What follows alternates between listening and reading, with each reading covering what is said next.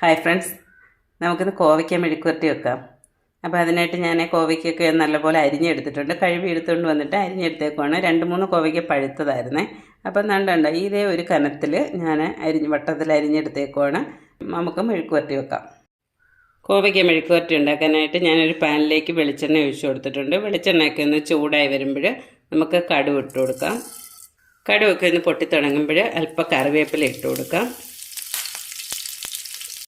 ഇനി അതിൻ്റെ കൂടെ തന്നെ 1-2 പച്ചമുളക് ഇട്ട് കൊടുക്കാം. എരിക്ക് ആവശ്യമായിട്ടുള്ള പച്ചമുളക് ഇട്ട് കൊടുക്കണം. നമ്മൾ കുരുമുളക് ഇടുന്നുണ്ട്, അപ്പോൾ അതിൻ്റെ അനുസരിച്ചുള്ള പച്ചമുളക് ഇട്ട് കൊടുക്കാം.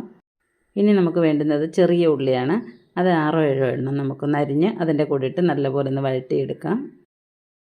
ഇതിൻ്റെ കൂടെ തന്നെ ഒരു മുറി സവാള അരിഞ്ഞതോടെ ഇട്ട് കൊടുക്കാം. ഉള്ളിയൊക്കെ ഒന്ന് വഴണ്ടു വരുന്ന സമയത്ത് നമുക്ക് ആവശ്യത്തിനുള്ള ഉപ്പ് കൂടി അതിലേക്ക് ഒഴിച്ചു കൊടുക്കാം. അതിൻ്റെ കൂടെ തന്നെ ഒരു 1/4 ടീസ്പൂൺ മഞ്ഞൾപ്പൊടി കൂടി ഇട്ട് കൊടുക്കാം. ഇനി ഇതെല്ലാം കൂടെ നമുക്ക് നല്ലപോലെ ഒന്ന് വഴറ്റിയെടുക്കാം. ഒരു ബ്രൗൺ കളർ ആവുന്നിടം വരെ വഴറ്റിയെടുക്കാം. ഒരു 2 മിനിറ്റ് ആയപ്പോഴേക്കും ഉള്ളിയൊക്കെ നല്ലപോലെ വഴണ്ട് വന്നിട്ടുണ്ട്. ഇതിലേക്ക് നമ്മൾ അരിഞ്ഞ് വെച്ചേക്കുന്ന കോവയ്ക്ക ഇട്ട് കൊടുക്കാം. ഇനി ഇതെല്ലാം കൂടെ നല്ലപോലെ ഒന്ന് ഇളക്കി കൊടുക്കാം. ഇനിയിപ്പോൾ നമുക്ക് നല്ലപോലെ ഫ്ലെയിം കുറച്ച് വെച്ചിട്ട് അടച്ച് വെച്ച് വേവിച്ചെടുക്കാം. വെള്ളം ഒഴിക്കേണ്ട ആവശ്യമില്ല, എണ്ണയിൽ കിടന്ന് ചെറിയ തീയിലിങ്ങനെ വെന്ത് വരും. ഇനി ഇത് അടച്ച് വെച്ച് വേവിക്കാം.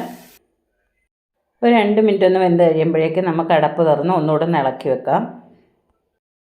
ഇപ്പോഴേ നല്ലപോലെ ആവിയൊക്കെ വന്നിട്ടുണ്ട്. ഇതുപോലെ ഇങ്ങനെ കണ്ടോ, എണ്ണയിൽ കിടന്ന് ഇങ്ങനെ വെന്ത് വരുവാണ്. അടിക്കൊന്നും പിടിച്ചിട്ടില്ല. ഈ ഒരു സമയത്ത് ഉപ്പ് കുറവുണ്ടെങ്കിൽ ഉപ്പിട്ട് കൊടുക്കണം. എനിക്ക് അല്പം ഉപ്പ് കുറവുണ്ട്, അപ്പോൾ ഉപ്പ് കൂടി ഒഴിച്ചു കൊടുക്കാം.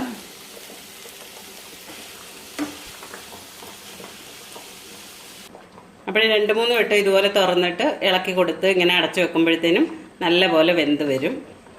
ഇതിലേക്ക് നമുക്ക് അല്പം പെരുംജീരകം പൊടിച്ചത് ഇട്ട് കൊടുക്കാം. ഒരു 1/4 ടീസ്പൂൺ പെരുംജീരകം പൊടിച്ചതുകൂടി ഇട്ട് കൊടുക്കാം. അല്പം കറിവേപ്പില കൂടി ഇട്ട് കൊടുത്ത് ഒന്നുകൂടി ഒന്ന് അടച്ചു വെച്ച് വേവിക്കാം. ഒരുപാട് അങ്ങ് വെന്ത് കുഴഞ്ഞു പോകുന്നിടം വരെ ഇട്ട് ഇളക്കി കൊടുക്കരുത്. ഈ ഒരു പരുവാകുമ്പോഴത്തേനും ഫ്ലെയിം ഓഫ് ചെയ്യാം. അങ്ങനെ നമ്മുടെ കോവയ്ക്ക മെഴുക്കുവരട്ടിയൊക്കെ റെഡി ആയിട്ടുണ്ട്. വീഡിയോ ഇഷ്ടപ്പെട്ട് സപ്പോർട്ട് ചെയ്യാൻ മറക്കരുതേ. പുതിയൊരു വീഡിയോയുമായി വീണ്ടും വരാം.